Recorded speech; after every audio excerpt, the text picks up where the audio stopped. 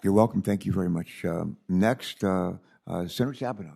Senator Thank Stabenow. you. Thank you very much, Mr. Chairman. This deserves a lot of debate. We have very, very different views on this. I have to say, coming from Michigan, that 1914, there were all kinds of articles about Henry Ford and Thomas Edison who were creating the first vehicles, and they wanted to do it with battery technology, and they had this debate about range, but instead of their getting tax incentives to do that, 2 years later, the Congress of the United States embedded in the tax code for over 100 years now major tax credits for oil and gas with no connection to the pollution that it involves. So here we are today. We picked a winner over 100 years ago. They won. Now we're trying to level the playing field as we tackle the climate crisis because of carbon pollution. I also just want to indicate we are the largest oil producing country. In the last year, the top 25 largest oil companies made over $205 billion in profits in the United States, Mr. Chairman, and yet our prices are going up at the pump. Our prices are going up, and it's interesting because the last time a barrel of oil was $96, gas was $3.62 a gallon at the pump. Last week, it was $96 again. This time it was $4.31, not $3.62, $4.31. So it's, this is about what the market will bear, right? It's really about, in my judgment, there is price gouging going on, and we have 9,000 approved leases that we aren't using. So if in fact supply production does relate to prices, let's use the leases. Let's produce more. But what I really want to talk about is where we go from here and how we can both support the biofuels that will get us to a cleaner future and electric vehicles so you can drive by the pump and not worry about what the sign says. So I first have to ask, though, I know that in your testimony, Ms. Segment, you talked about the fact that electric vehicles won't work because we don't have the critical minerals, we don't have the the capacity to do this. And certainly this is a challenge we're aware of, but we have our companies that have weighed in, the iconic Ford Motor Company, General Motors, Mary Barr, who's now the president of the Business Roundtable, chair of the Business Roundtable, saying by 2035 that they're only going to produce electric vehicles. That's what GM is saying. Ford is all in. Do you think they're uninformed? Well, I don't think you've characterized what I said in my testimony correctly. I don't say they don't work, but I said that a realistic approach is to recognize that the increased use of natural gas in the electricity sector has already been the equivalent of 190 EVs on the road.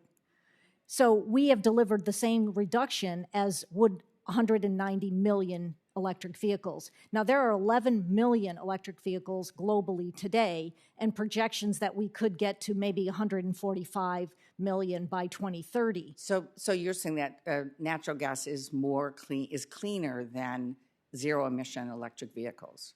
I'm just saying that natural gas has already delivered the equivalent reduction since 2005 of 190 million EVs on the road.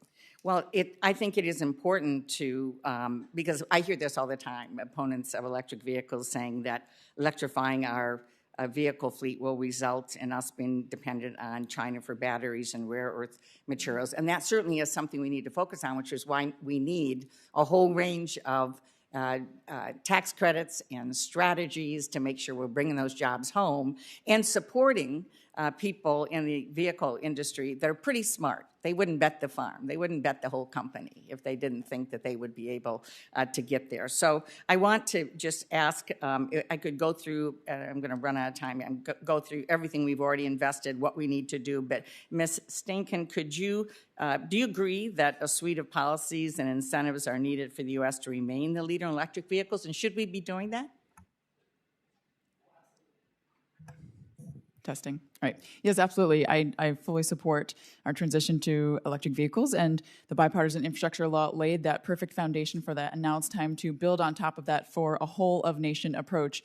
And just to add on to the critical minerals piece here, I mean, geologically speaking, China does not have all of the resources or the reserves of critical minerals. The U.S., we actually have a very robust share ourselves and our allies. And so together with bold policy support, the United States and our allies, we can extract in an environmentally safe way. We can process the minerals and make the batteries to meet the demand. I absolutely agree. We can do it in America. We just need to be bold and focused and invest in America. And just one other quick thing, Secretary Mabus, how would ceding the clean energy manufacturing sector to China harm U.S. economic and national security?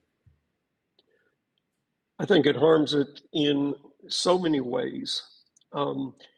Our military is dependent on so many of these technologies, and if we don't have the capacity to make them here at home, we don't have the capacity to do the research and development here at home, we're going to raise the risk to our national security pretty dramatically. And as you pointed out, we have the ability to do this. We've got the minerals.